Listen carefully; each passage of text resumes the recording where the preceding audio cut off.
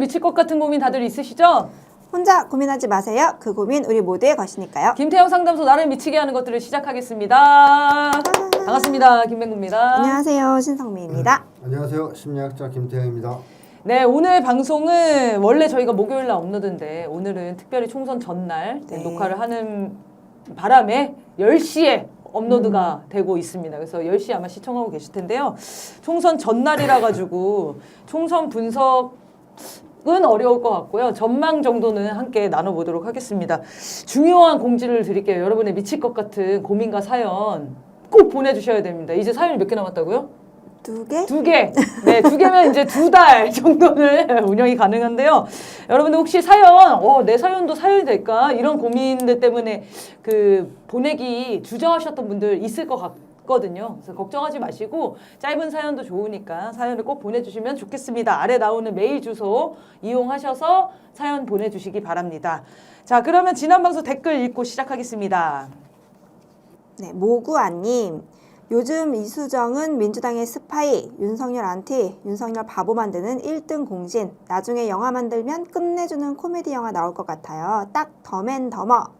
네, 네, 많이들 생각하고 계시죠? 네, 우리 총선의 1등 공신이 될 사람입니다. 이수정 씨. 이 대파의 일동시는 나는. 뭐니 해도 한동훈이죠.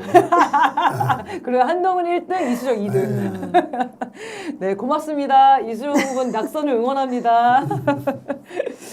네, 행복이님. 김태형 소장님 때문에 들어왔는데 두 분도 참 재밌으시네요. 박학다식 하시고요. 감사합니다. 네, 오랜만에 저희 칭찬님. 동의가 잘 안 돼요. 제가 박학다식 하지가 않아요. 거기가 동의가 좀 잘 안 됩니다. 박학다식하진 않죠, 저희가. 제가 좀 네, 고맙습니다. 다식은 맞잖아요. 아, 다시 또 좀 약간 좀 딸리는 것 같은데. 네, 그 칭찬 재밌으시다니까 감사해요. 다행입니다. 재밌으시다니까. 네, 서구리님. 네, 한동훈이 저희가 정말 잘하겠습니다. 이거는 박근혜의 어떤 이렇게 저런 그런 좋은 마음으로 계속 그렇게 나아간다면 그런 좋은 기운이 이거랑 뭐가 다르냐? 크크해졌어요. 네, 여기서 그래서 궁금한 게 생겼어요. 예전에 박근혜랑 윤석열 연설을 비교한 적은 있었거든요. 네. 한동훈과 박근혜 연설 비교하시면은 차이가 좀 있나요? 뭐 연설이라 할 게 뭐가 있어요. 두 사람이. 아, 그렇긴 한데. 그런데 말하는 걸 좀 그냥 분석한다면 둘 다 머리가 비었다는 건 공통점이잖아요. 네, 할 얘기 없다. 네, 머리가 비어 있다. 네. 근데 박근혜는 말 자체를 많이 하는 사람이 아니에요. 이게 내향적인 사람이잖아요. 거기에다가 어눌합니다, 말이. 느리고.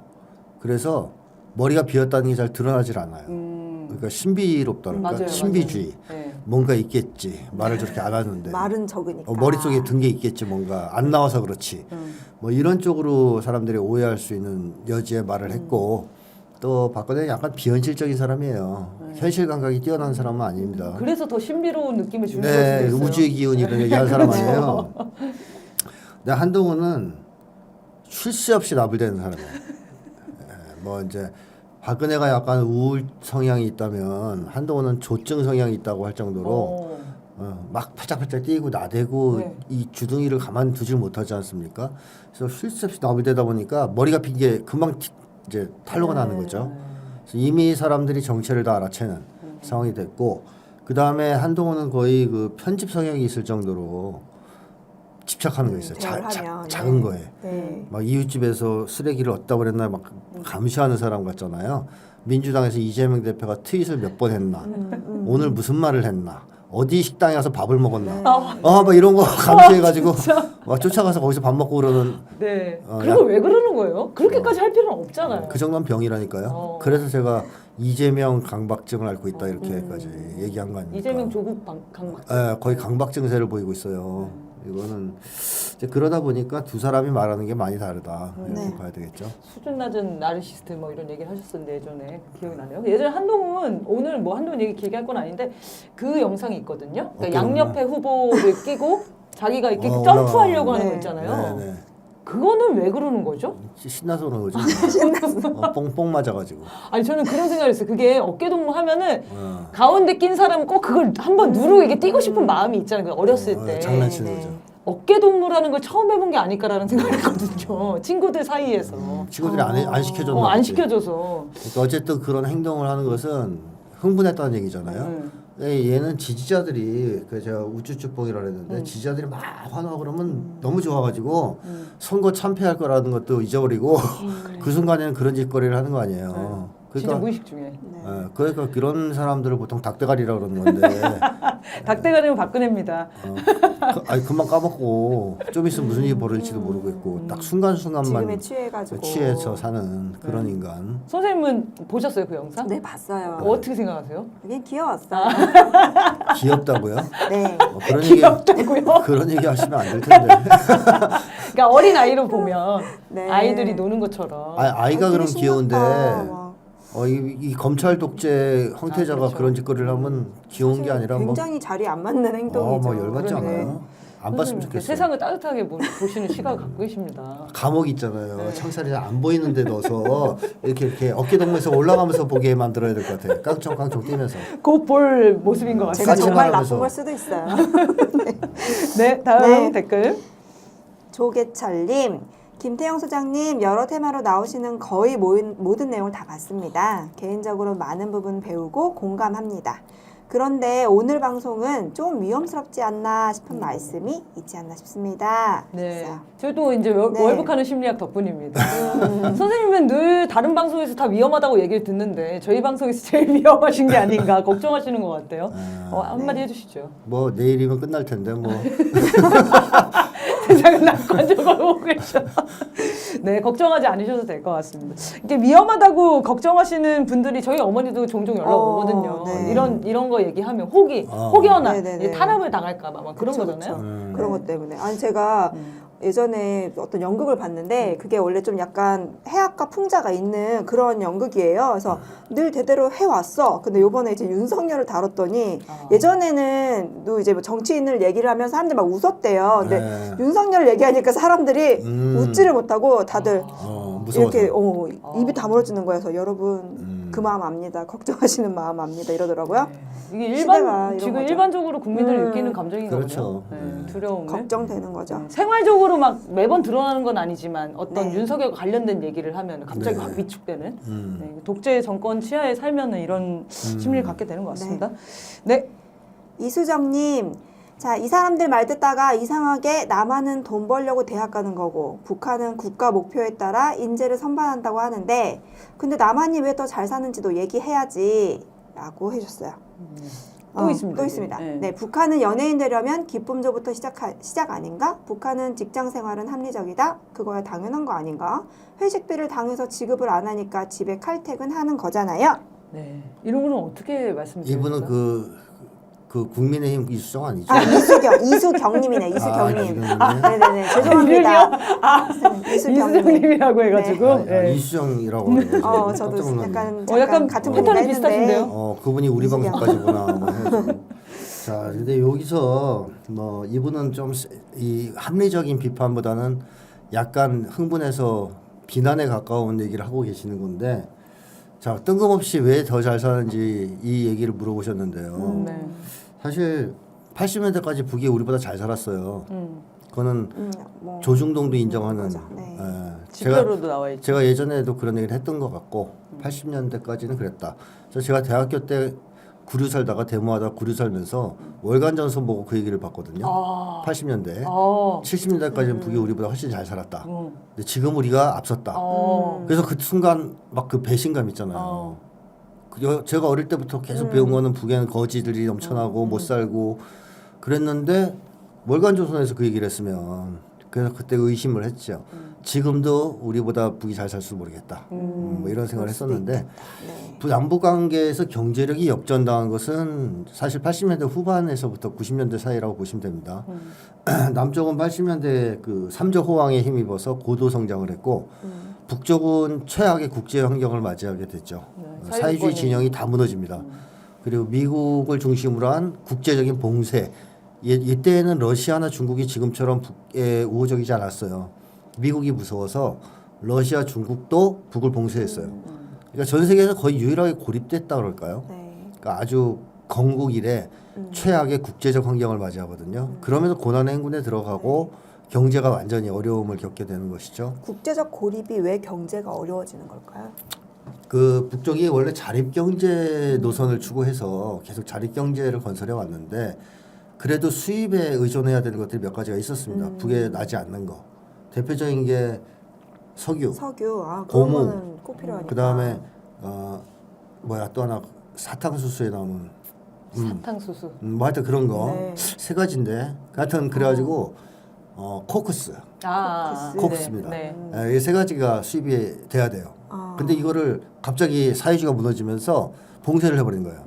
그러니까 거래하지 돈 주고 말아라. 살아. 근데 북쪽은 사회주의랑 돈 갖고 거래를 안 했어요. 달러로 물물 교환 방식을 했죠. 근데 갑자기 달러 결제를 하라 그러니까 달러가 어디서 납니까? 없는데. 예, 그리고 그걸 또 파는 것도 막아요.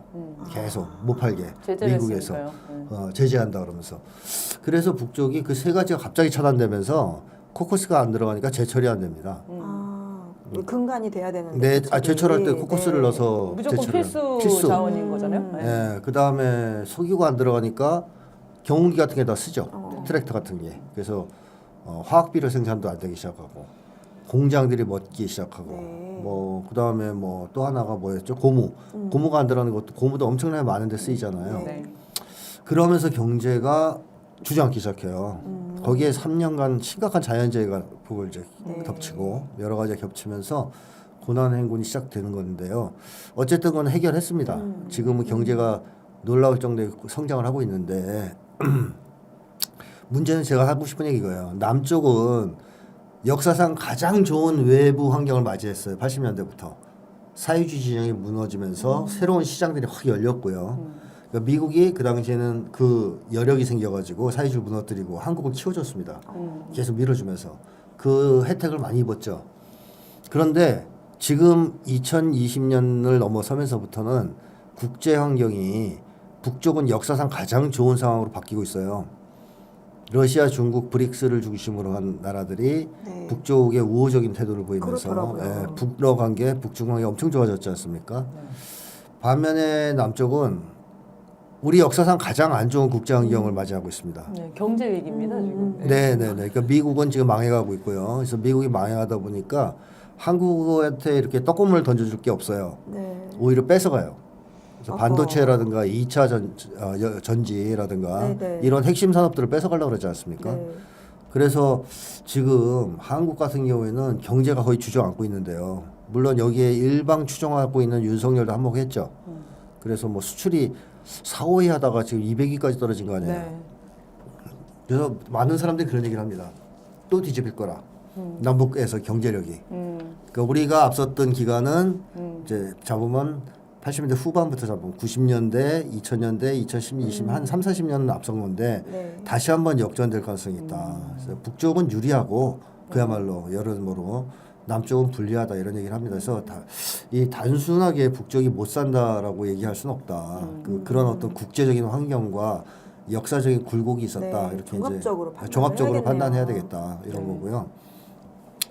뭐 지금은 경제가 많이 좋아졌어요. 많이 좋아졌고요.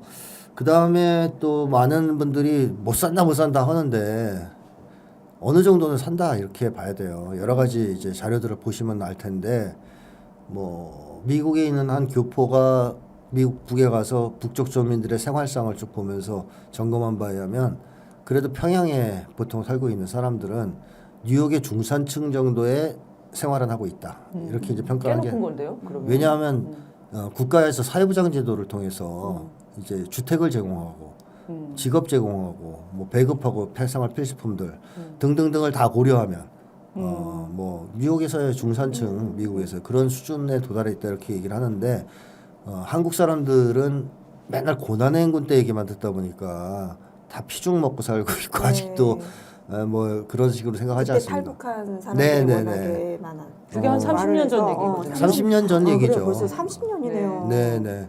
근데 지금은 경제 성장이 굉장히 잘 되고 있어요. 많은 사람들 얘기로는 지금 또 코로나가 끝나고 개방되면서 들어가면서 본 사람들의 이제 실제로 좀 자료들이 있는 거죠. 자료들이 나오고 있거든요. 그래서 그런 걸 보시면 야 그렇게까지 우리가 계속 교육받아 왔던 거지가 사는 나라, 막 굶어 죽어가는 나라, 이거는 고난의 행군 시기에 국한된 얘기다. 그 전에도 그렇지 않았고 고난의 행군이 마무리된 다음에도 그렇지 않다 하는 걸 말씀드리고 싶네요. 여러 가지 이제 객관적인 상황이나 자료들을 우리가 딱 왜곡되지 않게 접하기가 어렵잖아요. 네. 사실 편향적인 이제 자료들을 많이 보다 직접 볼 수가 보니까. 없으니까. 근데 지금은 사실 유튜브나 구글이나 이런데 그냥 평양 모습, 인공위성으로 찍은 모습도 많이 나오거든요. 네. 검색해서 보시면은 말씀하신 대로 우리가 생각하는 30년 전의 북한은 아니다. 아니에요. 네, 아직 머릿속에 우리는 그것만 네. 기억하고 있는데 발전하고 바뀌는 과정에 대한 객관적인 인식이 있어야 앞으로 남북 관계를 어떻게 만들어갈지 그런 방향을 잡을 수 있지 않을까 싶습니다. 네, 또 네, 다음 댓글을 댓글. 읽겠습니다. 네, 김영진님, 이번 건 틀린 것 같습니다. 1996년 중국에서 북한 50대와 단둘이 식당 문 잠그고 장시간 대화해봤어요. 60%는 눈동자가 식당 밖 살피면서 대화하더라고요. 엄청난 공포가 기본인 것 같습니다. 그러면 아무도 대들지 못합니다. 이렇게 네. 써주신 것 같아요. 이제 경험담이죠. 네. 중국에서 이제 북한 분을 만나셨나 봐요. 이게 위험한 96년. 개인적 일반화라고 볼 수 있어요. 제가 예전에도 누구 만났더니 자기가 한 명 만나서 얘기한 거 보고 나쁜 놈들이라고 그러더라고요. 다 북쪽 사람들이. 그 놈이 아주 나쁜 놈이었다고. 그 하나의 경험을 가지고 일반화하면 안 되겠죠. 저도 뭐 예를 들면 북쪽에서 넘어오신 김현희 선생이라든가 이런 분들하고 대화해 보면 그분도 좋게 얘기하거든요. 근데 그것만 가지고 또 일반화할 수는 없죠. 네. 그래서 다양한 자료들을 조사하고 검토해서 결론을 내려야 되거든요. 네. 근데 자칫 잘못하면 자기 경험을 너무 극대화시킬 수가 있어요. 그러니까 북쪽 주민들을 접촉한 사람들이 상당히 많은데 다 달라요. 조금씩 얘기가.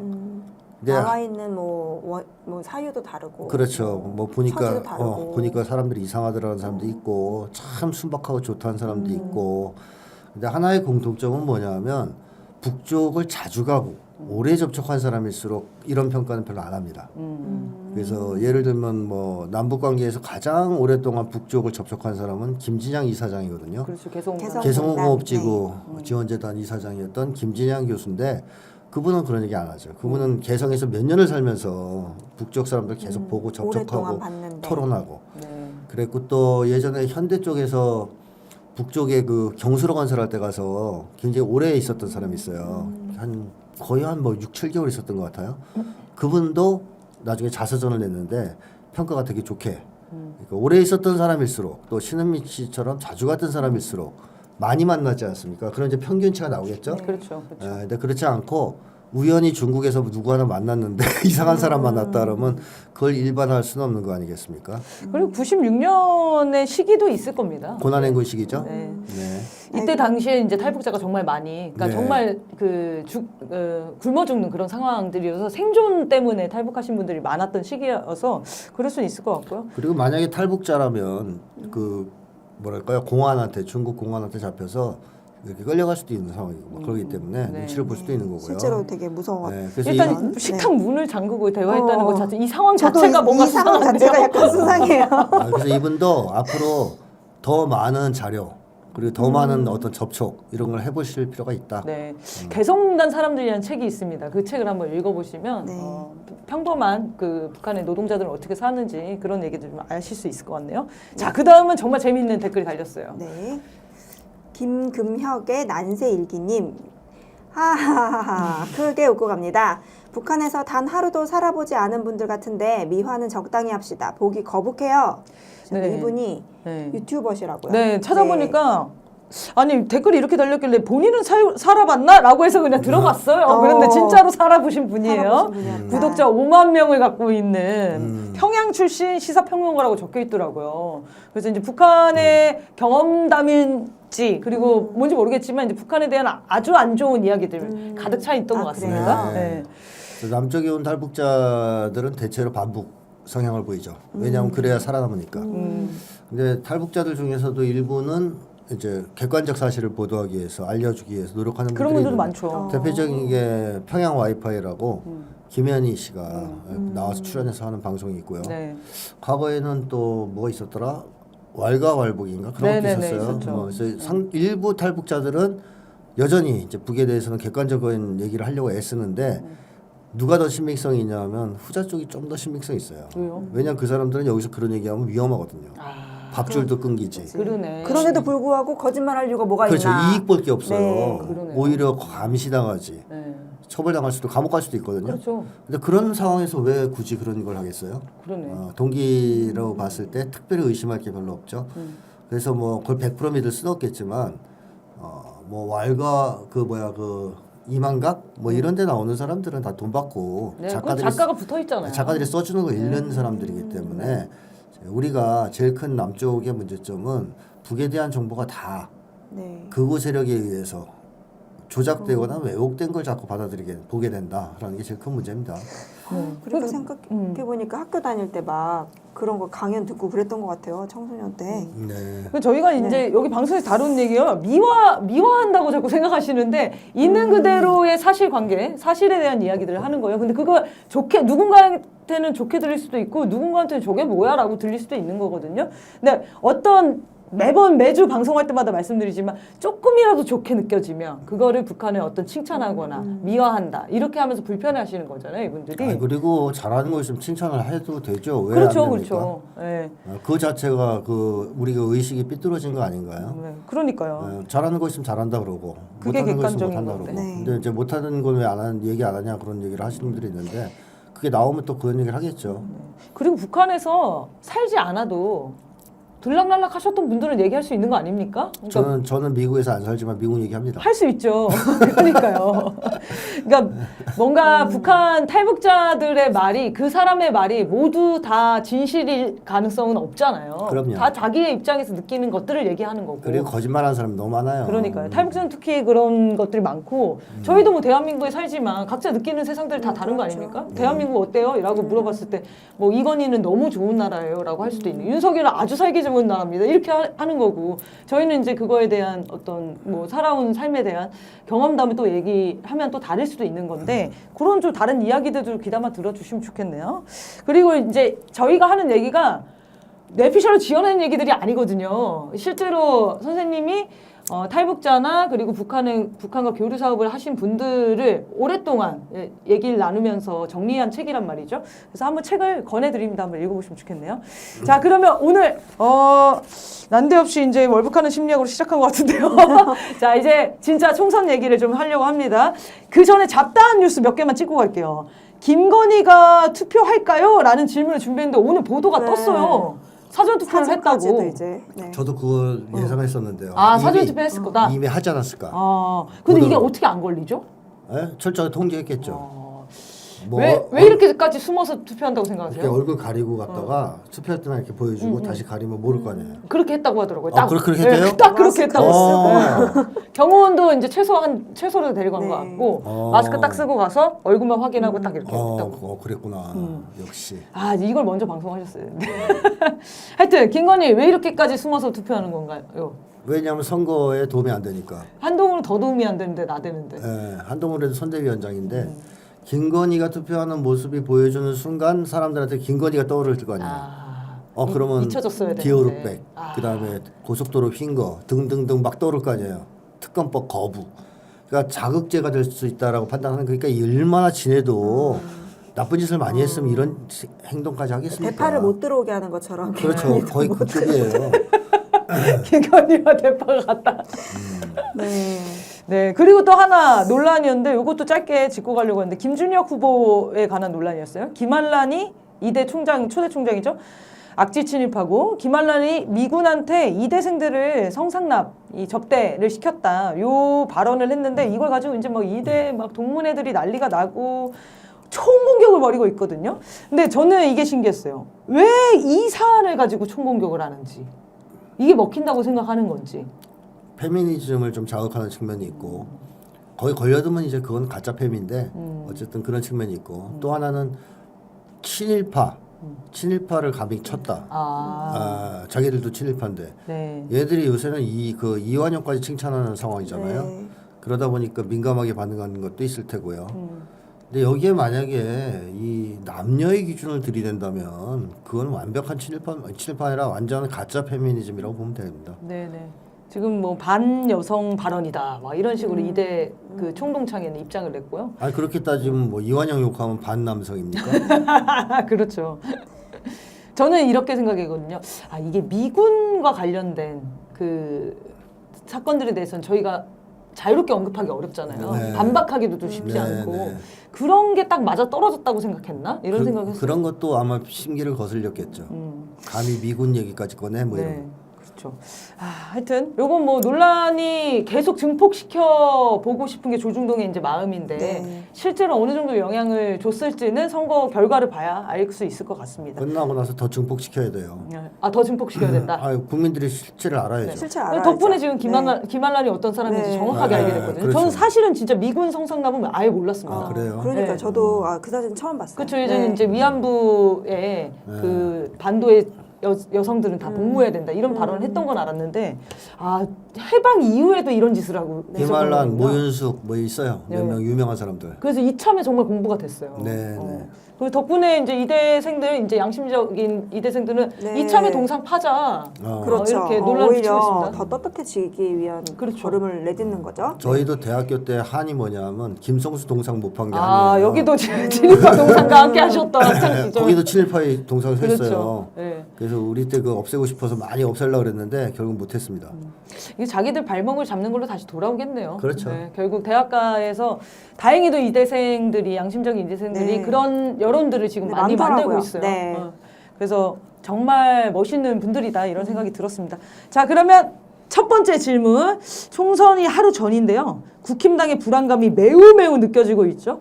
보수세가 압도적으로 강한 지역들도 지금 박빙 지역구가 되는 상황입니다. 심지어 이재명 대표가 생전 안 오는 강남 유세를 왔어요. 그래서 대선 때도 안 왔던 곳이다 이렇게 얘기를 하더라고요. 그래서 사실 보수가 40년 넘게 집권하고 있는 뭐 충청, 강원 이런 지역구들은 지지율이 거의 고정이거든요. 근데 바뀌질 않는데 아무리 반윤 민심이 높다지만 이런 지역에서 어떻게 박빙 구도까지 갈 수 있냐 이게 조금 궁금합니다.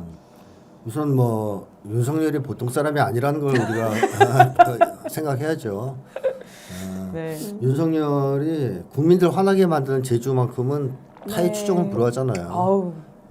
막 보는 순간 막 뚜껑이 열게 만드는 그런 능력이 있지 않습니까? 능력자잖아요. 그러다 보니까 뭐 나이 세대를 불문하고 뭐 성별을 불문하고 많은 사람들이 남녀노소 할 것 없이 다 화가 나 있는 나이 어린 친구들도 다 화가 나 있는 네. 보기 싫다 쟤. 그러니까 그런 점에서 박빙구도에 큰 공헌을 한 것은 결국 윤석열이에요. 정치를 잘못하고 말과 행동을 잘못해서 그렇게 된 거고 또 한 가지 이유를 꼽자면 한국 사회에서 지속적으로 색깔공포증이 약화되고 있다는 점을 꼽을 수 있는데 물론 이번 댓글 보니까 아직 여전히 심하긴 한데 그럼에도 불구하고 색깔공포증이 예전보다는 좀 약화됐어요. 이건 역으로 얘기하면 합리성이 증가하고 있다. 이렇게 봐야 되거든요. 사람들이 이제는 수구 꼴통이라고 흔히 얘기하는 네. 거의 광적인 뭐 이 극우 세력 이런 사람들이 줄어들고 있다는 얘기죠. 그걸 보여주는 대표적 징후가 뭐냐면 50에서 64세 나이대의 이제 인구가 꽤 많아요. 네. 베이비 부모 세대라 그래가지고. 근데 외국은 50대 넘어가면 다 보수화 되거든요. 네. 그래서 처칠도 그랬죠. 젊어서 사회주의자가 아닌 사람은 뭐 양심이 없고 나이 들어서 사회주의자를 계속하는 사람은 머리가 없다. 그런 얘기를 했을 거야. 한 적도 있어요. 그러니까 쉽게 얘기하면 젊었을 때는 진보적인데 사람들이 되게 나이 먹으면 보수가 된다는 얘기예요. 근데 한국 사회에서 지금 50에서 64세 구간에 민주당 지지율이 50%가 넘어요. 그래서 유례를 찾아볼 수 없는 이변이라는 식으로 평가를 합니다. 왜 이런 현상이 벌어지냐면 한국에서 50에서 64세 하면 딱 그 소위 586 세대거든요. 네. 제가- 87년 유월항쟁 세대. 예, 제가 옛날에 민주화 세대라고 규정했던 그런 세대입니다. 이 세대의 특징은 세대 정체성이 굉장히 강하고요. 그 다음에 민주화 운동을 경험했고 승리를 경험한 세대입니다. 그래서 공동체성도 굉장히 강합니다. 그러니까 이 세대는 그렇게 수구 꼴통이 될 만한 세대가 아니라는 거예요. 나이가 많아도. 그래서 제가 2013년인가에 트라우마 한국 사회를 쓰면서 한국의 민주화 세대는 나이를 먹어도 쉽게 보수화되지 않을 것이다. 어느 정도의 자금과 방향만 제시가 된다면 진보성을 강하게 드러낼 가능성이 있다. 나이를 먹어서도. 네. 근데 지금 그걸 보여주고 있는 거예요. 그러니까 한국의 이 세대가 사실은 신자유주의가 침습하고 이러면서부터는 상당한 정도로 보수가 됐었습니다. 근데 언제부터 이 정신을 차리기 시작하냐면 세월호, 노 전 대통령 서거 네. 이런 충격적인 사건들이 연이었어요. 충격적인 사건들을 겪으면서 깨기 시작하는 거죠. 아니다 이거. 이건 아니다. 이렇게 가면 안 되겠다. 거기에 이제 뭐 박근혜 탄핵까지 겪고 네. 이러면서 이 세대가 상당 정도 다시 진보가 됐는데 그건 제 친구들만 봐도 알 수 있어요. 제 고등학교 동창들이 젊었을 때 다 돌도 던지고 그랬거든요. 네. 데모하면 그 당시에 이 586의 특징은 뭐냐면 데모하는 학생들만 고립돼 있었던 게 아니고요. 안 하는 안 하는 학생들의 전폭적 지지를 받았어요. 어. 심정적 지지를. 음. 그러니까 저희 과 얘기를 하자면 뭐 전두환 정권에 반대하기 위해서 동맹 휴학 같은 걸 했단 말이에요. 네. 그러면 수학 거부 있죠. 네. 그걸 하면 90몇 %가 나왔어요. 찬성률이. 네. 그러니까 운동권만 찬성하는 게 아니에요. 그리고 그 당시에는 학생 운동하면 안 하는 친구들이 막 도와주고 그랬던 상황에 와서 잘하고 수고했다 힘들지 뭐 이러면서 빵도 사주고 막 그런 분위기였어요. 그러니까 그 정체성이 전반적으로 퍼져 있었던 겁니다. 그 세대 전체. 자 그렇기 때문에 이 세대 같은 경우에가 지금 그런 일들을 겪으면서 쭉 유지가 되다가 얘네들이 맛이 간 게 이명박 등장하고 이러면서 박근혜 때 맞아요. 그러네. 그때쯤 되니까 애들이 이상해지더라고요. 네. 만나면은 막 박근혜를 칭찬하지 않나, 네. 박정희를 칭찬하지 않나, 뭐 그다음에 수구 보수적 발언들을 하기 막 그래요. 그래서 나 애들이 맛이 갔구나 이것들이 뭐 이래 생각했는데 세월호 노 전 대통령 서거 이런 게 이제 있으면서 이상 바뀌더라고요 조금씩. 특히 세월호가 컸어요. 세월호 이후에는 막 갑자기 정부 욕을 하고 그래요. 그래서 애들이 왜 이러지? 근데 그 이후에 쭉 지금까지의 과정을 보면 그 친구들 중에서도 몇 명은 윤석열을 또 찍었는데 네. 찍고 몇 주 뒤부터 바로 욕하더라고요. 미친놈을 찍었다 뭐 이러면서. 그래서 지금은 이번에 아마 거의 다 민주당 찍을 겁니다. 네. 그러니까 예전에 윤석열 찍었던 사람들의 절반 정도는 돌아선 거잖아요. 네, 지금 네, 한 네. 15% 20% 정도. 제 친구는 100% 돌아섰어요. 인원에서. 근데 어쨌든 네. 그런 과정을 통해서 지금의 586은 만나면 대체로 진보성이 있어요. 바뀐 거죠. 물론 그래도 뭐 워낙 이 세대가 나이가 든 세대다 보니까 기득권화된 세대다 보니까 100%까지는 안 나오고 있지만 그래도 다른 나라나 사회에 비해서는 나이 먹어서까지 상당한 진보성을 드러내는 세대라고 봐야 되겠고 40대도 그래요. 40대도. 더 진보적이라고 봐야죠. 50에서 64세. 그러니까 옛날에 한나라랑 국민의힘 뭐 극우 세력은 50대 이상 표를 싹쓸이 가면서 네, 그거 믿고 사실 했는데. 정치를 했고 무슨 짓을 해도 이 사람들 찍어줬으니까. 그리고 이 사람들은 합리적인 보수 극우 성향이 아니고 약간 꼴통 성향이 있었거든요. 근데 지금은 안 그렇다는 거예요. 지금은 거의 64세, 70까지도 가까이 가도 완전 꼴통 보수는 아니라는 거예요. 상당한 합리성이 있어요. 구도가 바뀌어버렸네요. 그렇죠. 아예 지형이. 네, 그래서 윤석열이 정치를 너무 못하니까 이 사람들도 어지간하면 좀 그래도 봐주려고 했는데 돌아서기 시작하는 거죠. 여기로부터 박빙구도가 나오기 시작하는 겁니다. 네. 물론 이제 젊은 층이 약간 예전에 비해서 진보성이 좀 떨어졌는데 네. 그거는 뭐 젊은 층이 문제가 있다기보다는 남쪽에 한국의 개혁 진영이 잘 못해서 그런 측면이 크거든요. 그래서 젊은 층은 언제든지 개혁을 잘 추진하면 진보가 될 세대예요. 네. 성향 자체가. 그렇죠. 예, 그렇게 본다면 국힘은 앞으로 계속 어려울 거다. 이렇게 이제 보는 게 맞지 않겠습니까? 네네. 네. 신기한 일이 벌어지고 있습니다. 진짜 네. 지역에서. 그러니까 대구에서도 박빙이다 막 이러니까 기대를 하게 되는데 많은 예상 발언들 보면 총선 결과가 당연히 대승할 거다. 대승할 거다. 우리가 승리인 거죠. 네, 그렇죠. 저희가 우리인 거죠. 우리 대승할 네, 거다, 대승할 우리가. 것이다. 이렇게 예상을 하고 있다고 해요. 근데 제일 궁금한 건 이제 국힘당이 100석 이하로 떨어지느냐 여부인데요. 만약에 100석 이하로 떨어진다면 사상 초유의 사건이 발생했다. 이렇게 얘기되고 있어요. 박근혜가 탄핵당하고도 기사회생한 세력들이었는데요. 지금 이번 총선에서 이렇게 대패한다면 국힘당과 수구 세력들은 어떻게 될지 다시 살아날 가능성이 있을지 궁금합니다. 변수가 있죠. 일단 총선에서 승리한 개혁 세력이 어떻게 하느냐 이게 이제 제일 중요한데요. 총선에서 윤석열 정권의 심판, 준엄한 심판을 내리는 것도 중요하지만 그렇게 승리한 다음에 빠른 속도로 윤석열을 끌어내리고 개혁을 추진해야 됩니다. 이걸 잘 해낸다면 저는 앞으로 한국에서 그 후보선은 발 못 붙인다라고 생각합니다. 끝난다. 정말 중요한 영원히 끝. 영원히 끝. 끝. 영원히 끝. 영원히 끝. 이런 날이 오다니 할 수 있다. 다시 재기하기는 어렵다. 이렇게 봅니다. 그걸 잘 해낸다면. 그래서 이제 절호의 찬스가 기회가 왔다. 이렇게 볼 수 있겠고요. 만약에 총선에서 이겼다 그래서 또 승리에 도취해가지고 네. 옛날 180석 몰아줬을 때 시간 질질 끌듯이 네. 시간 질질 끌면서 이거 분명히 국힘당이 이제 의회 독재라면서 욕하기 시작할 네, 거거든요. 네, 그렇죠. 그러면 이제 단독으로 또 안 하려고 하는 가능성이 있어요. 민주당이 갑자기 또 180석 이제 막 갖고도 그랬거든요. 신사처럼 굴면서 그 당시에 워낙 수박이 많긴 했는데 지금은 좀 나아지긴 했죠. 근데 어쨌든 윤석열 빨리 끌어내리지 못하면 저쪽에서 있는 힘을 다해서 반격을 하겠죠. 네. 그리고 뭐 무슨 짓을 할지 모릅니다. 제가 계속 얘기해왔지만 그리고 개혁을 제대로 추진을 못한다 또 그랬을 때 어떤 결과가 올까? 국민들이 여러 번 기회를 줬어요. 네. 문재인 정권 탄생시켰습니다. 촛불로 박근혜 끌어내린 다음에. 근데 개혁을 제대로 못했어요. 거기서 하는 말이 국회의석이 부족해서 그렇다 해서 180석 몰아줬습니다. 만들어줬습니다. 그래도 아무것도 안 합니다. 네. 그래서 윤석열 정권이 탄생한 측면이 엄청나게 커요. 그쵸. 사실상. 그 전까지는 20, 30대도 거의 대부분 민주당 지지였어요. 네. 기억하시겠지만. 네. 근데 문재인 정권 이후 180석 몰아주고 자기들 삶이 나아지는 게 없으니까 다 이탈한 거거든요. 그러면서 윤석열 정권이 탄생했는데 응징 투표를 통해서 민주당 정권의 심판을 좀 내렸지만 윤석열 보니까 너무하잖아요. 이 정도까지일 줄 몰랐다. 네. 그래서 다시 한번 응징을 하는 거라고 보여지거든요. 이번에 총선에서. 그렇죠. 근데 만약에 그렇게 해서 압도적인 승리를 줬는데도 불구하고 또 안 한다. 그럼 어떻게 될까? 저는 정치에 대한 환멸을 느낄 수 있다. 국민들이. 야, 내가 그렇게 거리에 나서서 막 촛불 들고 뭐 바꾸고 해봐야 아무것도 달라질 게 없어. 다 똑같은 놈들이야. 이렇게 생각하면서 정치에 대한 무관심, 정치 혐오 이런 것들이 한국 사회를 지배하게 될 위험이 있다라는 것이고요.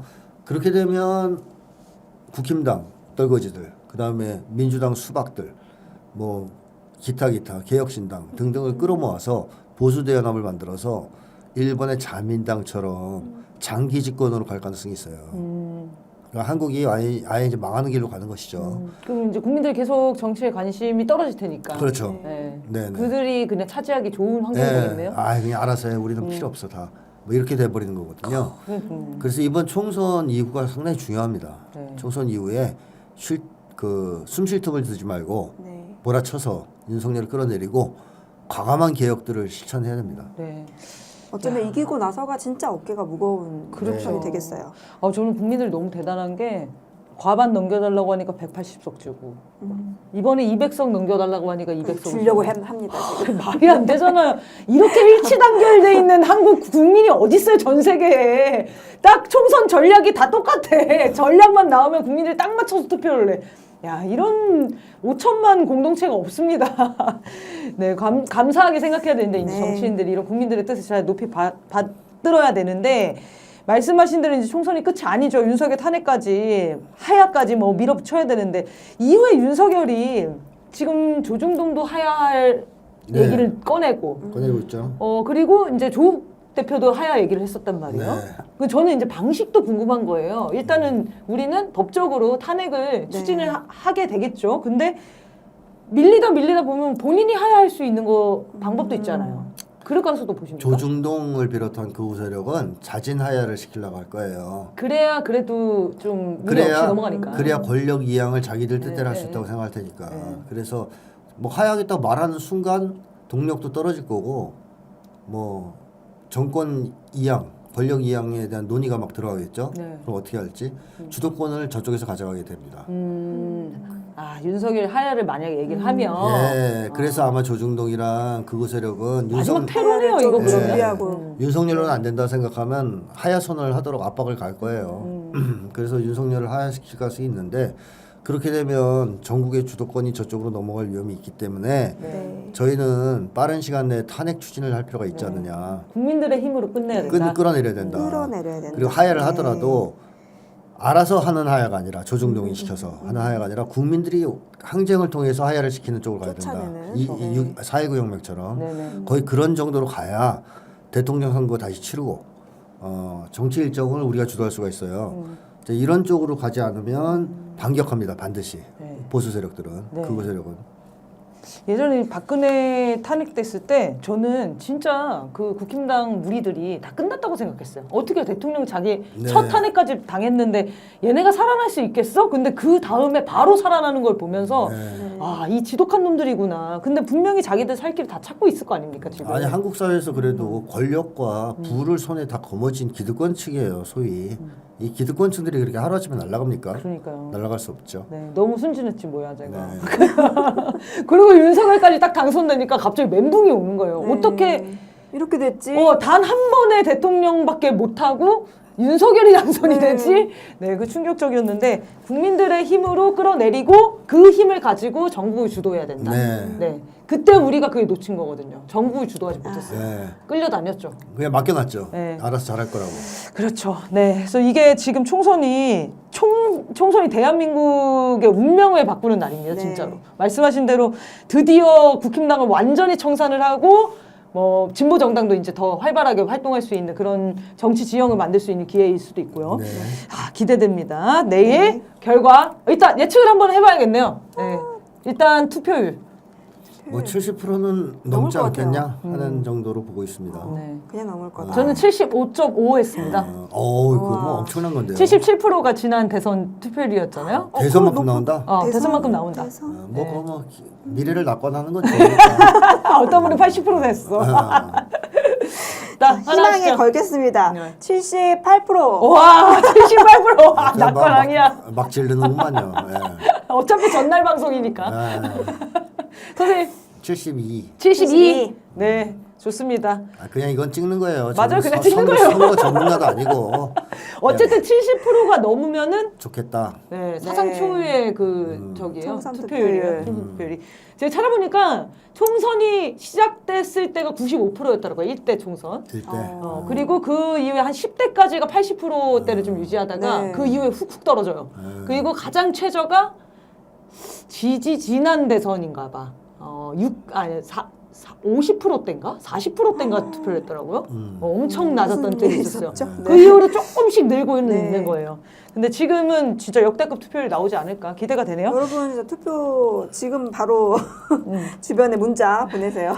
아직 안 끝났습니다. 정말 진짜 이게 너 진짜 네가 안 했다고 할 사람들이 안 하는 경우가 있더라고요. 맞아요. 있어요. 정말 맞아요. 등장 밑이 어두워요. 네, 그게 투표 끝나고 꼭 걸려. 네. 내가 너를 놓쳤어, 막 이런 거 있잖아. 진짜 있어. 꼭 문자 보내십시오. 근데 이게 전 세계에서 투표를 이렇게 꼭 하자고 이렇게 전화 돌리고 이런 나라가 있을까요? 우리나라만큼 이렇게 절박하게 투표하는 나라가 있을까? 그래서 옛날에 미국 CIA가 보고서 올렸다잖아요. 뭐라고요? 한국인들은 한국은- 너무 정치적이다. 한국인들은 명절 때도 정치 얘기를 하는 나라다. 민족이다. 그러니까 다른 나라 생각해 보세요. 예를 들면 미국이야. 미국 어차피 이제 직선제도 아니지만 만약에 직선제라고 쳐도 그 동네 사람들이 막 옆집에 전화해가지고 뭐 할머니 할아버지 불러가지고 투표시키고 이런 걸 약간 어색하잖아요. 지금 그렇죠. 생각해도. 그렇죠. 근데 우리나라 너무 익숙하잖아요. 그게. 네. 온 지인을 다 찾아가지고 네, 막 네. 동창생들 다 지금 털어서. 쭉 보세요. 카톡방 내역 딱 보시고 주소로 보시면서 돌리시고요. 진짜 네, 그- 우리 어머니 만나도 맨날 정치 얘기만 해요. 네. 내가 하는 게 아니에요. 나는 하고 싶지 않거든요. 먼저 유튜브- 어머님이 하시는 거예요? 네, 유튜브에 하도 떠들어 나는 하고 싶지 않은데 어머니가 계속 정치 얘기를 해요. 저는 최근에 저희 어머니가 뉴욕에 계신데 한국 정치에 푹 빠지셔가지고 매일매일 뉴스를 저한테 보냈어요. 뉴스 논평을. 지금 72인가 되셨거든요. 이제 정치에 막 눈을 뜨셨어요. 윤석열이 너무 나라를 말아먹으니까. 그래. 그러면 이제 하나하나 알게 된 네. 거야. 그러니까 너무 이 한마디씩 하고 싶어가지고 오늘은 김건희용, 내일은 한동훈은 왜 저래 막 이런 게 오더라고요. 이렇게 우리가 정치적인 민족입니다. 아니 근데 제가 사전 투표할 때 하고 내려오는데 뒤에서 이제 어떤 한 20대 후반 정도 남자분이 커플이 오면서 몇 번 찍어야 돼? 몇 번 찍어야 돼? 이러는데 들으라고 하는 말 같더라고요. 몇 번 찍어야 돼? 몇 번 찍어야 돼? 막 이거 이거 지금 말해도 되는 건가 막 이랬는데 말해도 되는 거예요. 말이 다들? 되죠 뭐. 그냥 네. 해도 돼요? 일석삼조 막 이런 거 말해도 돼요? 말이 되죠. 일석구조 999 막 이런 거 말해도 돼요? 말이 되죠 뭐. 다 해도 된대요 여러분. 내일도 아니, 열심히 하세요. 길거리에서 그냥 1번, 3번, 1번, 9번 외치고 다니셔도 상관없어요. 된대요. 1인 선거운동은 자유입니다, 아, 여러분. 네. 그리고 네. 전화는 무제한으로 다 할 수 있는 다 할 수 거고요. 있습니다. 네, 내일 총선 마지막 날이지. 총선 날 꼭 투표율 높아질 수 있게 주변에 연락 꼭 돌려주십시오. 자, 그러면 재밌는 네. 얘기 좀 해요. 네, 지금 여기 오늘 어. 불청객 아니고 진짜 네. 꼭 초대해야 될 분 대파님이 대파. 오셨는데요. 지금 대파 파동 난리가 났습니다. 네. 저는 사실 좀 끝날 줄 알았는데 지금 불을 붙이는 바람에 전 국민들이 지금 대파를 가지고 정치적 목소리를 내고 있어요. 근데 윤석열이 대파가 875원이다 이 발언으로 국민들이 좀 분노보다는 황당함을 좀 느끼는 분위기였는데요. 그 이후에 조금 사그러질 것 같았는데 이수정이 뻔뻔한 대처를 하면서 이 분노에 불을 질렀습니다. 거기에다가 선관위에서는 이 대파가요 정치적 표현물이라면서 투표소에 가지고 들어오면 안 된다라고 해가지고 여러분 정말 깜짝 놀라셨을 텐데요. 이런 대응들이 아마 좀 더 불을 지폈던 것 같아요. 그래서 이제 우리 국민들이 어떤 수를 썼냐면 대파 사진들 많이 보셨을 거예요. 사진 한번 준비했나 한번 네. 볼까요? 한번 같이 네, 보면서 하나하나 얘기해 볼까요? 보시죠. 이게 이제 유명한 사진인데요. 대파 발렛. 대파를 발렛 시켰네요. 원탁구 대고 들어가니까. 발렛 바킹 맡겨놓고. 아, 너무 웃기지 않습니까? 못 가지고 네. 들어가가지고. 네, 이게 있었고요. 이런 또? 사진이 있었고요. 대파 발렛 진짜 웃기다. 아, 요거는 이제 어. 최근에 또 이슈가 되는 거예요. 이게 성지라면서요. 네. 지금 이게 2023년도 방송 네. 4월 9일 9일 또 날짜도 딱 요즘이에요. 어머나 딱 1년 전인데요. 대파 소년이 우리 복면가왕에 나옵니다. 어. 숫자도 그런데 1번, 심지어 3번. 1, 3으로 보이는 숫자가 있었어요. 저 머리에 대파를 달고 있는 거거든요. 네. 그리고 이름도 대파소년이에요. 네. 너무 신기하죠. 나는 이거를 찾아낸 사람이 진짜 신기하더라고요. 그러게요. 네, 요게 있었고 또. 네. 이거 이제 대파 뜨개질 한 겁니다. 그래서 아. 선관위한테 대파는 밖에 보관해 해주십시오 주십시오. 하면 이거 대파 아닌데요? 대파 맞잖아요 하면 그럼 먹어봐요. 라고 하면서 대파가 실제로 저 아니었다. 뜨개질 도안이 트위터에서 조회수가 140만인가 막 나와가지고 어머, 사람들이 어머. 다 뜨개질하고 있다는 거예요. 네, 이게 어머, 또 어머, 있었고. 아이고, 요거는 이제 이건 또 뭐예요? 명작 아닙니까? 이야, 대파 드레스. 대파 파동. 이거는 너무 천재들이 너무 쓸데없는 일을 하는 거 아니나 이런 생각도 들었어요. 이거 너무 고퀄이에요. 또 있었고 마지막인가요? 아 마지막으로는 정말 이분도 약간 미친 사람이에요. 네. 대파로 알아오른 조선 붕당의 이기에 네. 대파도 힘들고 조선 붕당도 힘든데 이 두 개를 엮으셨는데요. 제가 열심히 글자를 읽긴 읽었어요. 근데 되게 재미있더라고요. 이게 근데 사학과 그 선배님한테 물어보니까 그 특징들을 잘 이렇게 구현을 했나 봐요. 그 내용들을. 천재라고 하대요. 네, 한번 쭉 읽어보십시오. 저는 이제 대파 논란이 정말 끝인 것 같습니다. 이게. 네. 네. 그래서 오늘 이 찾으시면. 질문에 이걸 준비한 거죠. 그래서 참 이렇게 너무너무 재밌고 기발하고 정말 빵 터지는 아이템들이 막 속출하고 있어요. 근데 사실은 우리가 윤석열한테 당했던 그 폭정에 시달리던 국민들이 이 대파를 계기로 폭발한 것이다 이렇게 보고 있는데요. 근데 우리가 사실 윤석열 보고 있으면 떠오르는 게 분노 감정이란 말이에요. 분노. 이 대파 875원. 우리를 뭘로 보고 분노가 일어나야 되는데 어쩌면 이렇게 재미있게 우리 국민들은 선거를 치르는 걸까? 이거는 뭘까? 왜 이렇게까지?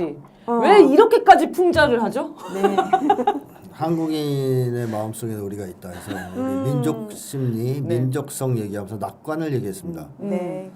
이 해학은 저항 정신이 기본에 깔려 있고요. 일단 네. 저항 정신이 있는 거죠. 저항을 하지 않을 거면 이런 짓을 안 할 테니까. 근데 있으니까 재밌어요. 그렇죠. 근데 저항을 할 때도 테러의 방식으로 할 수도 있고, 네, 그냥 그렇죠. 화를 그냥 막 낼 수도 있고, 또 뭐 서구 사회처럼 데모할 때마다 불 지르잖아요. 걔네들은 네. 그런 식으로 표현할 수도 있는데 우리 민족의 특징은 해악, 네. 풍자와 해악이다 이렇게 얘기를 하지 않습니까? 그건 낙천성, 낙관성을 빼놓고 얘기할 수 없어요. 이 낙천성과 낙관성은 어째서 나오느냐 하면 한국인이 가지고 있는 그 우리성이거든요.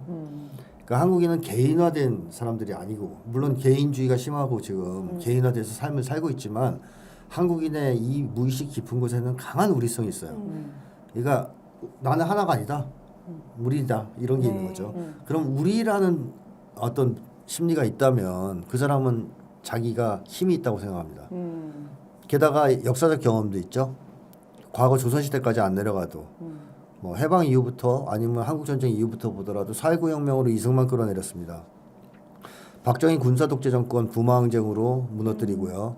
5.18 광주항쟁으로 총을 들고 독재자와 싸웠고 87년 6월 항쟁으로 군부 독재를 퇴장시켰고 그 이후에도 지속적인 투쟁을 통해서 계속 촛불을 들어왔고 박근혜까지 끌어내렸어요. 승리의 경험들이. 이런 경험이 있는 민족이잖아요. 네. 그러니까 우리가 돼서 이룬 일이에요 다. 네. 그러니까 한국 사람들은 특유의 자신감이 있어요.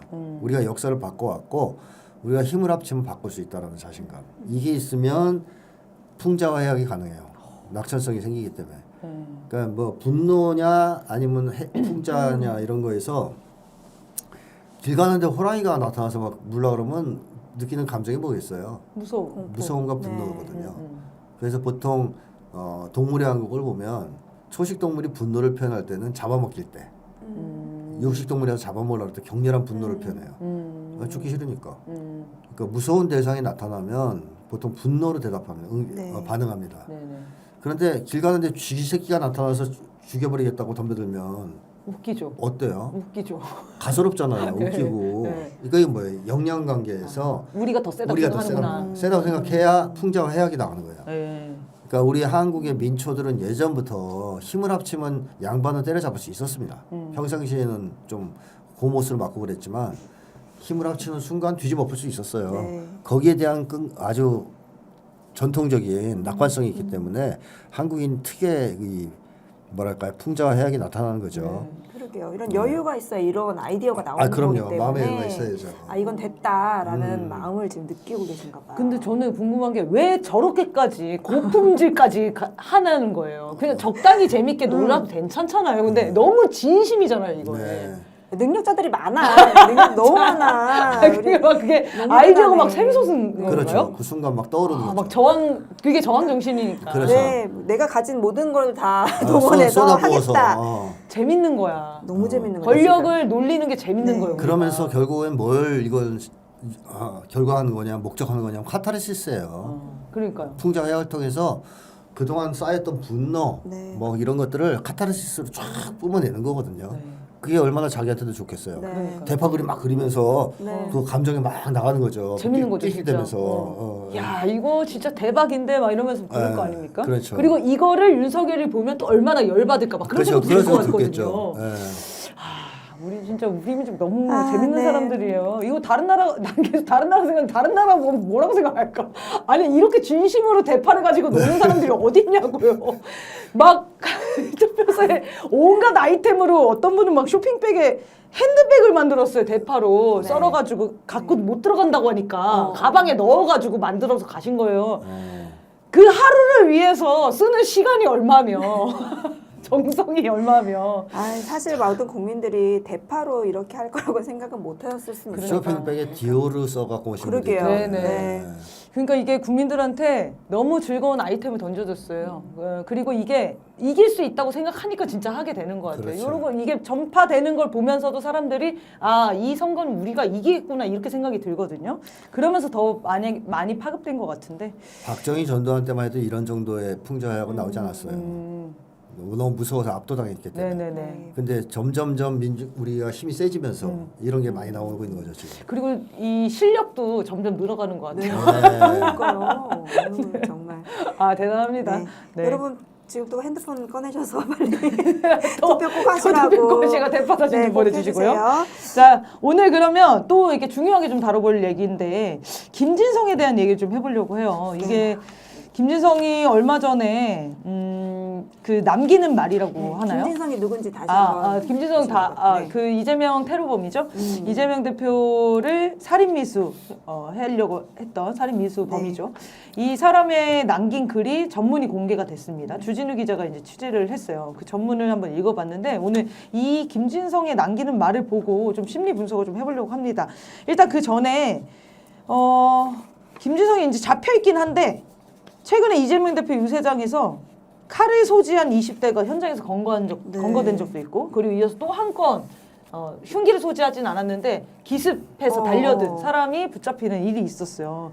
다행히 이제 사전에 대처를 해서 큰 문제는 없었는데 김진성의 테러가 이런 사람들한테 영향을 주고 있다고 봐야겠죠? 네, 영향 주고 있죠. 네. 모방 범죄를 유도하는 촉발하는 그 역할을 하고 있다고 봐야 되겠고 그것이 또 그런 범죄가 자꾸 나타난다는 것은 한국인들의 정신 건강이 전반적으로 악화되어 있다라는 것을 보여주는 현상이겠죠. 영향을 받는 게 이제 그런 마음이 촉발되게끔 네. 하는 그런 정신 상태를 가진 분들이 많아졌다는 거네요. 자, 그러면 오늘 그 남긴 말 다 읽어보셨죠? 다 네. 저희가 따로 보여드리진 않겠습니다. 한번 찾아서 보시면 되고요. 부분 발췌해서 나눌 부분들을 이야기 나눌 부분들을 하겠습니다. 선생님 좀 보시고 어떻게 좀 느끼셨는지 먼저 얘기를 해주시죠. 김진성의 심리에 기저에 깔려 있는 것은 역시 두려움이에요. 아, 분노가 아니고. 분노는 그 두려움 때문에 나오는 거죠. 네. 이 김진성이 쓴 글을 보면 악성 붉은 바이러스 복용자 이런 표현을 써요. 네. 바이러스라는 표현을 썼다는 거죠. 그래서 역사 교과서도 뭐 좌파가 장악했다 그래서 아이들의 머릿속에 붉은 바이러스가 침투되는 것이다 뭐 이렇게 얘기하고요. 콜레라균 같은 표현도 써요. 콜레라균 네. 같은 붉은 무리들. 콜레라균. 근데 누가 이런 표현을 많이 썼을까 옛날에.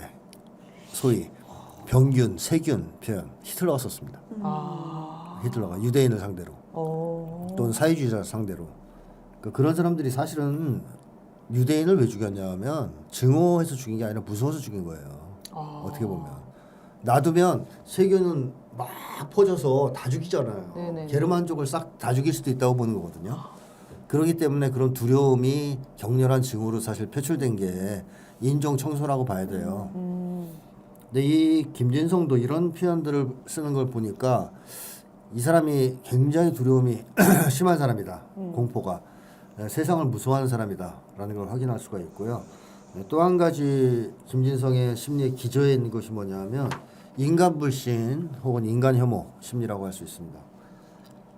이 국민들을 뭐라고 평가하냐면 이렇게 까맣게 있는 것이 이 나라 선동된 민심의 흐름이다. 그러니까 국민들이 쉽게 선동된다라고 보는 거죠, 사람들이. 네, 세뇌된다고 보기도 하고. 그래서 그들에게 선동된 군중 뭐 이렇게 식으로 해서 거리를 가득 메우고 그러니까 선동된 군중 또 다양한 경로 통해서 뭐 어쩌고저쩌고 해서 뇌수에 붉은 바이러스가 침투하면 그렇게 되는 거다. 맞아. 자, 이런 식의 표현들을 계속 써요. 네. 그러니까 이 사람에게 있어서 인간이란 어떤 존재냐? 세균에 쉽게 감염되는 바이러스에 감염된 존재. 그렇죠. 그러니까 세뇌가 쉽게 되는 존재. 네. 그러니까 독립성, 주체성 뭐 이런 자유의지 이런 걸 갖고 있는 존재가 아니고 빨간 바이러스 선동에 바로바로 오염돼서 거리에 나서서 날뛰는 그런 사람 그런 존재를 인간으로 보는 거 아니에요? 네. 인간 혐오죠. 인간 불신이고. 그러니까 이 사람은 인간을 싫어하는 사람이라고 봐야 되겠습니다. 그런데 이렇게 두려움이 많은 사람이 보니까 그 이 두려움을 기초로 해서 어떤 이데올로기를 받아들였느냐. 광신주의적 이데올로기, 극단주의적 이데올로기를 받아들였어요. 대표적인 게 바로 극단적 반복주의, 그 다음에 파시스트적 신념, 극우적인 극단주의 기독교 성향 이런 것들이 꽉 차 있어요 머리에. 그래서 제일 많이 쓴 말들이 뭐 이런 겁니다. 간첩, 종북 세력, 뭐 친북 행위자, 적화 이런 표현을 쓰고 네. 그 대척점에선 윤석열을 뭐라고 평가하냐면 자유주의. 네. 이라고 표현을 해요. 이건 딱 윤석열이랑 똑같은데요. 심지어는 뭐 붉은 민주당 이런 표시도 있어요. 붉은색은 국힘당 아니에요? 이런 것도 있어요. 붉은 사제와 수녀, 네. 붉은 땡중, 붉은 적자, 새로운 붉은 말로 연예인까지 등장하거든요. 좌익 판사. 예, 붉은 땡중. 아, 붉은 접장은 뭐예요? 모르겠어요. 붉은 노조원, 붉은 연예인, 붉은 연예인. 거대한 좌익 패거리. 자, 이런 얘기. 그래서 이걸 이제 극복하려면 기독교 주도의 자유마을 주민들, 자유마을이 어디 있는 겁니까? 그게 태극기 부대 정강훈이 예. 꾸린 조직이더라고요. 아, 그래요? 네. 아, 근데 이게 중심이 돼가지고선 콜레라 퇴치해야 된다, 악성 콜레라균을 이렇게 얘기를 하잖아요. 네. 이런 걸 보면 윤석열하고 똑같은 사람이에요, 뭐, 이 사고방식은. 그러니까 윤석열이 대통령이 안 됐으면 이 김진성이 되지 않았을까. 아, 왜냐면 하는 말이 똑같아요. 말이 똑같아서 네. 대변인 정도는 냈을 수 있겠다. 그러니까, 표현이 거의 비슷해요. 그러니까 가지고 있는 정치 철학이나 신념은 딱 윤석열, 그다음에 뭐 한동훈 네. 이런 사람들이랑 똑같은 걸 갖고 있어요. 그러니까 이런 사람들이 이런 위험한 정치 철학이나 신념을 받아들였지 않습니까? 파시즘적인 그런 상황에서 현 상황을 어떻게 보고 있느냐? 심각한 위기 상황으로 보고 있는 거예요. 네. 그게 네. 느껴지거든요. 네. 예를 들면 윤석열 정권 탄생으로 인해서 천우신조로 얻은 역사 발전의 순방향성을 자격도 없는 흉악한 놈에게 뭐 이렇게 식으로 가로채어서 역력해 할 수 있다 이런 거고요. 그다음에 이재명 대표에 대해서 이제 놈의 악마성 뭐 이러면서 네. 이런 거를 보는 사회 분위기가 55대 47 네. 이라니 너무 한가하고 아니한데 절망한다 이런 표현 씁니다. 절망. 그래서 차기 대선 결과를 또 가늠하면 현기증이 일어난다. 저도인데. 총만 안 들었을 뿐이지 지금은 전쟁 상태다. 자 이게 뭐냐면 이 사람이 위기 의식을 느끼는 거예요. 총 공세를 취해서 악마화를 시켰는데 이재명 대표를 네. 어떻게 거의 50%가 나오냐 이거예요. 음. 이 사람 입장에서는 이건 충격적인 거죠. 이건 세뇌다. 네, 그래서 이건 세뇌다, 바이러스다 이렇게 보는 거고 이렇게 두려움이 많고 편향되고 왜곡된 극단적인 정치 이념을 가진 사람이 위기의식을 느끼면 무슨 짓을 못하겠습니까?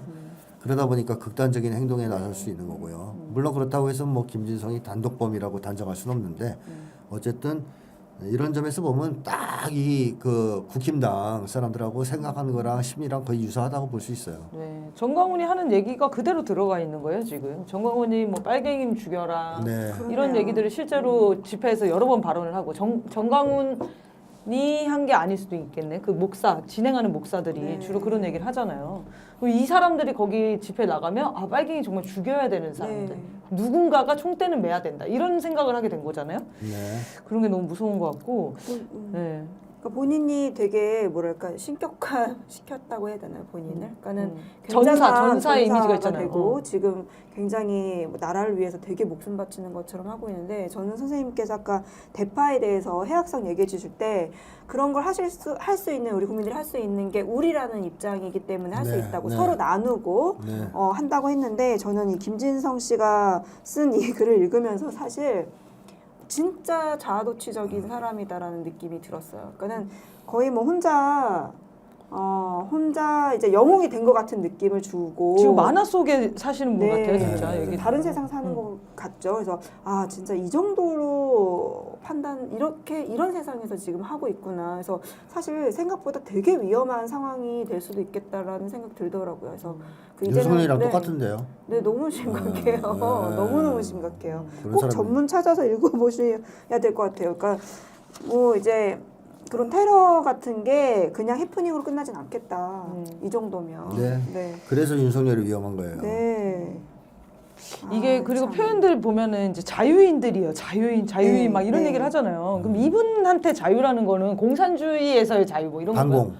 반공. 그러니까 윤석열하고 똑같은 거예요. 윤석열은 맨날 말하는 자유 그 자유. 네, 그 자유죠. 그럼 정말 일치가 잘 되어 있네요. 네, 윤석열이 자유 얘기할 때 다 반공이에요.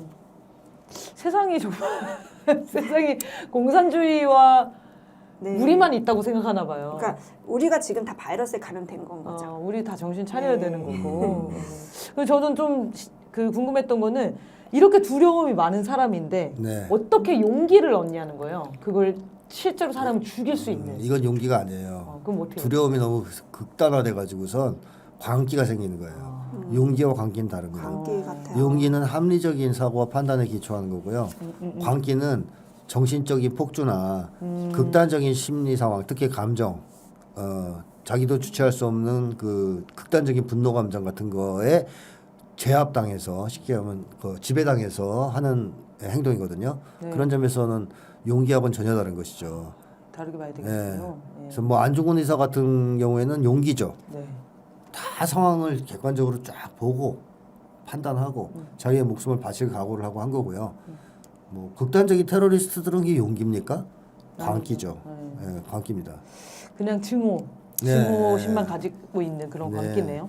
이분이 평가가 어떠냐면 주변 사람들이 법 없이도 살 사람이다. 네. 엄청 평범하고 성실한 이미지라는 거예요. 네.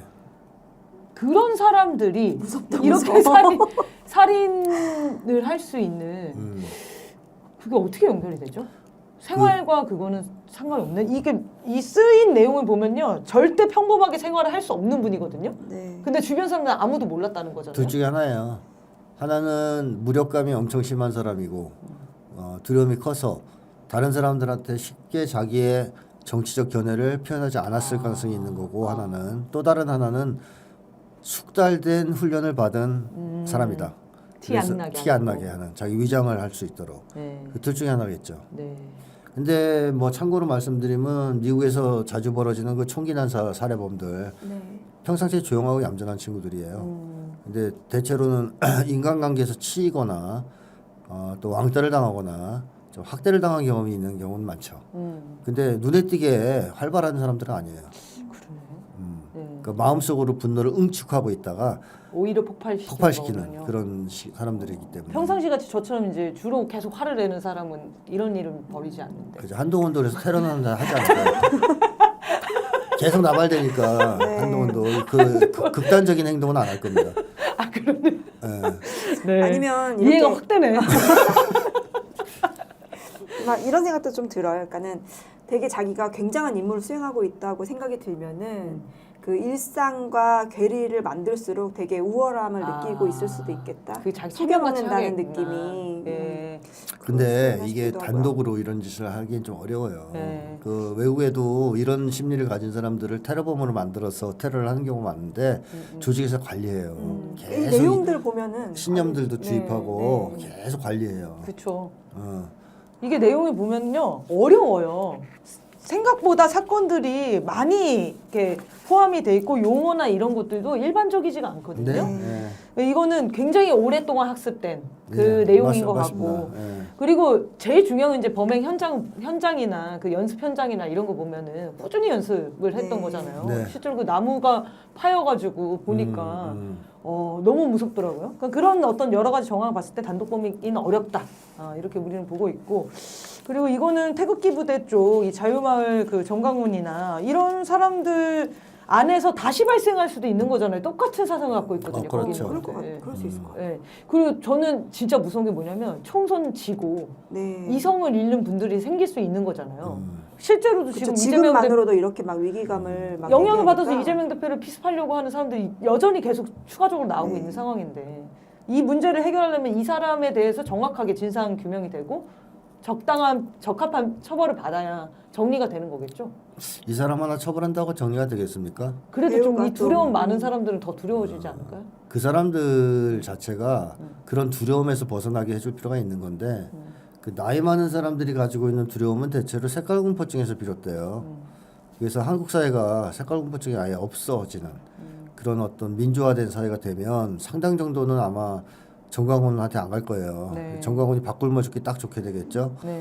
그리고 젊은 층이 가지고 있는 이 두려움은 생존 불안이에요. 대체로 이 생존 불안이 해결되기 시작하면 젊은 층도 극단화되는 비율이 현저히 줄어들 겁니다. 그렇게 해서 극단주의자를 전반적으로 없애야 줄게 만들어야 되는 거지. 한 명 처벌한다고 해서 이게 해결되면 미국이 뭐 처벌을 적게 해서 총기 난사가 그렇죠. 계속 남발하는 게 아니거든요. 굉장히 세게 처벌해요. 그래도 줄어들지 않잖아요.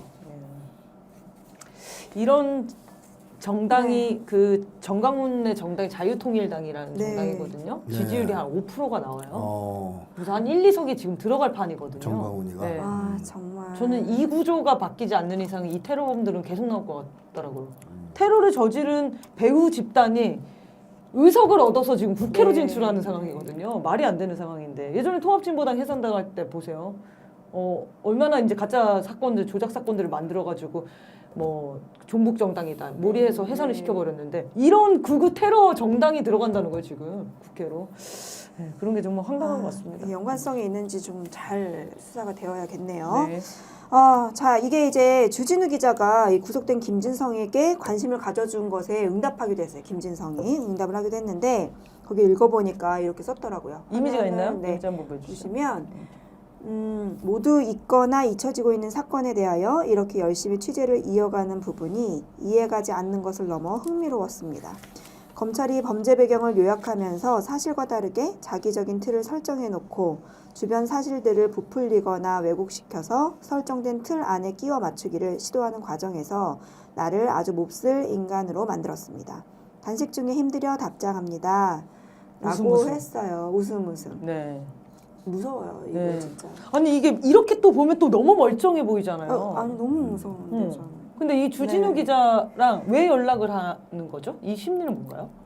잊혀지기 싫은 거죠. 네, 잊혀지기 싫은 거. 이렇게 관심 가져주는 거에 되게 여유 있는 척 하고 있는데 이 사람이 네. 뭐 정의하자면 분노에 가득 찬 외로운 극단주의자 이렇게 정의할 수 있는데요. 그래서 이 사람은 외로운 건 싫은 거죠.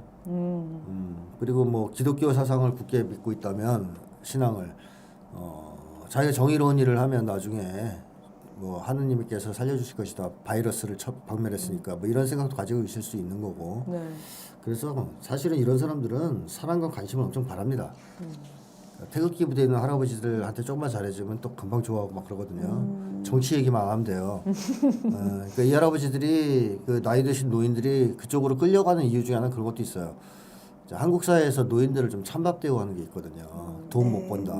이제 경제력도 없는데, 그러니까 권위가 없어요. 옛날 같은 경우에는 사람의 권위가 돈에 의해서 별로 결정되지 않았기 때문에 노인들에 대한 이제 어르신. 어르신에 대한 존경 이런 게 있었는데 지금은 돈 못 벌면 찬밥이니까 돈 없는 노인들은 대우를 못 받거든요. 네. 슬픈 그러면 현실이죠. 네. 노인들이 굉장히 큰 소외감, 무가치감 이런 걸 느낄 텐데 그래도 자기를 인정해 주는 데가 있는 거예요. 막 애국자라고 막 지켜 세워주고. 네. 그러니까 그 노인들이 거기 쏠려가서 그거 하는 것도 많아요. 네. 그래서 한국 사회가 좀 바뀌어서 노인들이 예전처럼 좀 공경도 받을 수 있고 네. 또 노인들이 또 삶의 의미도 찾을 수 있는 그런 환경이 되면 사실 태극기 부대 가겠어요? 갈 이유가 없죠. 갈 이유가 없죠. 힘들기만 한데. 이용만 당하는데. 그렇죠. 아, 이 자유마을 이 나쁜 놈들이 뭐 카드 등록도 하고 돈을 내며 카드를 사요. 등록도 하고 핸드폰도 뭐 이걸로 개통을 해야 되고 뭐 이런 게 있어요. 그렇게 돈을 뜯는 거예요. 여기 사업을 나오는 하는구나. 노인분들을. 네.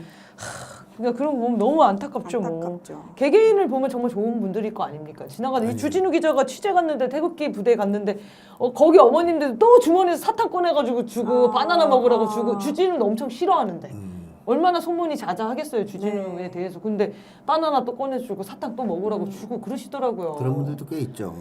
그러니까. 너무 안타깝습니다. 그리고 이렇게 좋은 그런 선량한 사람들을 이용하는 진짜 이 악마 같은 사람들 이 사람들을 청산해야 되지 않을까 생각합니다. 자, 그럼 오늘 원래 이제 월북하는 심리학 시간을 좀 가지려고 했는데 앞에 저희가 본의 아니게 길게 한번 다뤄가지고 다음 시간에 다시 다뤄보도록 하겠습니다. 자, 여러분의 미칠 것 같은 사연과 고민을 기다립니다. 이 방송을 처음 보시는 분들도 계실 텐데요. 저희가 1부는 사회 분석을 하고 2부는 여러분들이 보내주는 사연을 가지고 심리 분석을 합니다. 그래서 함께 사연을 보내주시면 저희 두 선생님들과 이야기를 나눠보니까요. 정말 미칠 것 같은 고민이 있으시다. 아, 이거는 왜 이런지 모르겠다. 이해가 안 되는 사건이 있다. 이런 것들 있으면은 편한 마음으로 아래 메일 주소로 보내주시면 되겠습니다. 꼭 보내주시기 바랍니다. 자, 그러면 오늘 방송 시청해주셔서 감사하고요. 내일 총선 반드시 승리하고 다시 뵙도록 하겠습니다. 감사합니다.